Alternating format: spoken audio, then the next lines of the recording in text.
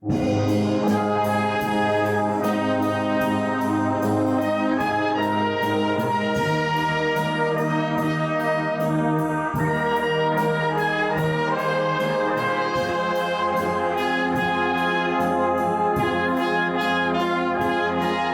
now on to our fifth clip in the Guiding Angel series. We've been hearing about how it is up to us where we go in the spiritual world. God doesn't send us to heaven or hell, but we go where we will be the happiest. In this clip, we are going to think a little more about the river of life and how God can use it to cleanse us if we want to change. One question I have for you is, why might we need to be washed clean? Well, we're not created automatically living in our Creator's way. Okay.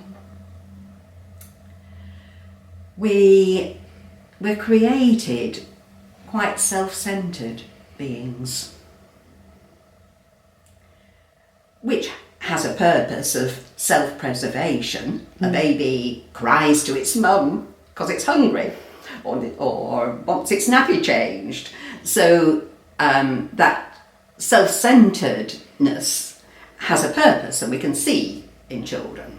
They're helpless. Babies can't look after themselves, so they need to call their parents or adult, someone to look after them.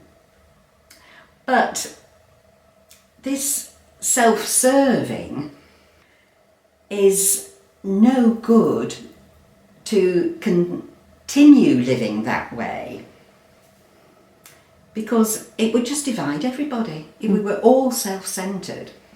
And we all are, to a certain extent. Then we're working against each other.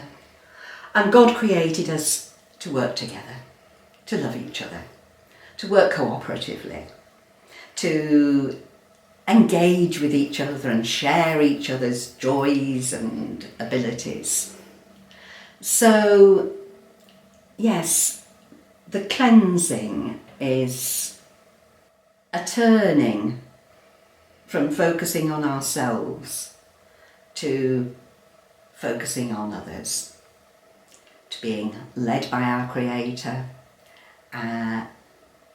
to love and care for each other, to help each other, which is so different from me.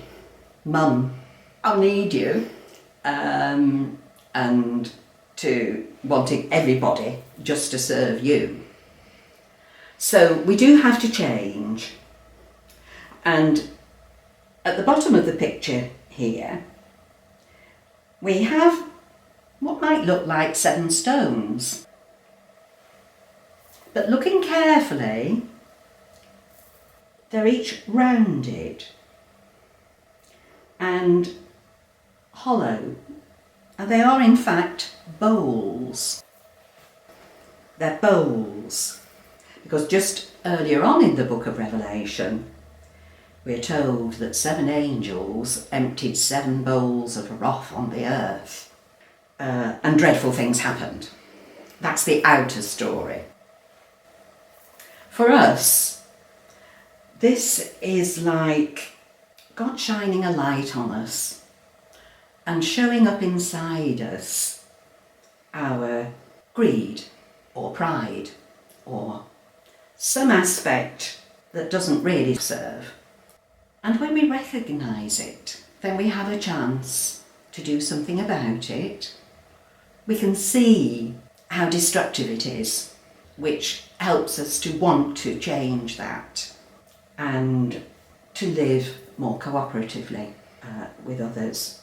So I'm aware of greed in me because I love bargains. So when I go to the supermarket and this is reduced and that's reduced, I can want this and that and I can take that for a friend. And I can be a bit too greedy, because I can remember going to the supermarket once when I didn't have much money and there was bread reduced and I wanted a loaf, and someone suddenly swiped the whole lot off the shelf and put them in his supermarket trolley. Have I learnt from that?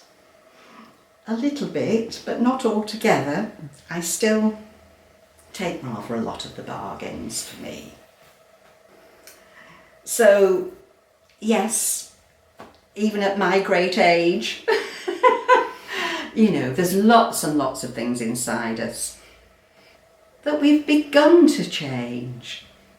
But it's a process that will carry on to eternity, in this life and the next.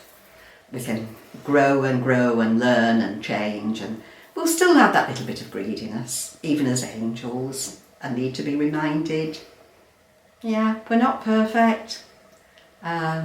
It's only God's goodness when we've decided to go his way, and we've let go of a little bit of greed, that we find in ourselves more kindness and generosity towards others, and a little bit of God's love and caring has come into us.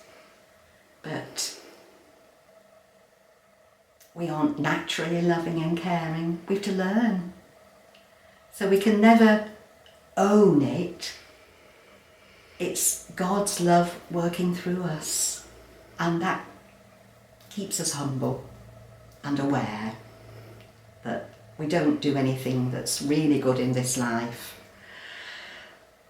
It's God working in us. We allow God to work in us. We decide his way is best, and we want to go his way.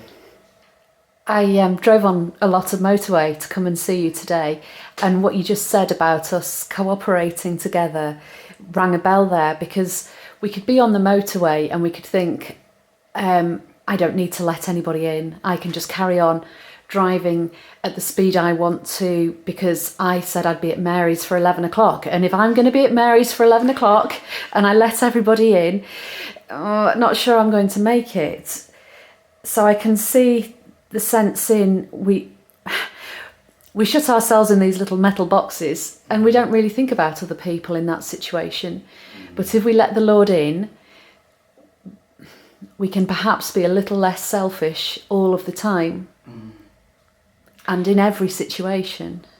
Yes, I think what you're saying reminds me that when we have a particular goal in mind and we're totally focused on that, we can shut out the needs of other people. And we do. So it reminds us that we do need to care for others, even if we have specific needs ourselves. Actually, when we let go of those needs and are considerate to others, it's just amazing how the scenario doesn't play out as we feared it would and stops us reaching our goal. It actually creates wonderful things that we couldn't imagine happening, and all is actually well. Maybe in a different way from what we envisaged it. But somehow even more wonderful things happen. It's really strange. But it shows just how much, I suppose, the ego is in our focus on what we want. And if we just let that go and allow the Lord's love and kindness and generosity to be in us and take care of other people too, somehow all is well. It takes a lot of learning.